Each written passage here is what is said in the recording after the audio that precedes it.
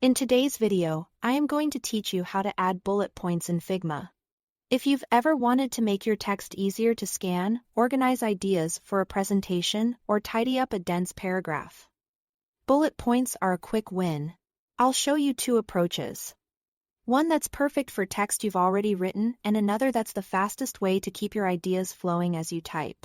First, open your design so you are looking at the canvas with the frame or artboard that contains your text. If you already have a paragraph or a list written out, the most reliable way to format it is using the list style options in the type settings. Click to select your text layer so you can see its properties on the right-hand side. In the right-hand panel, make sure you are on the Design tab.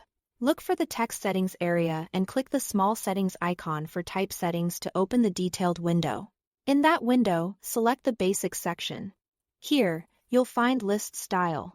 Choose Bulleted List, and Figma will instantly convert each line of your selected text into a clean, consistent bullet list. This method is great because it respects your existing typography and applies bullets uniformly.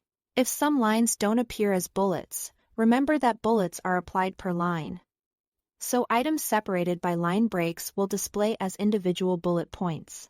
This approach is especially helpful when refining body copy or converting imported text into a clear, readable format. Now, if you prefer a faster way while you are typing new content, use the quick keyboard method. Click into a text box and start a new line. Type A-, then press the spacebar. You'll see it convert into a bullet. Add your text right after that space.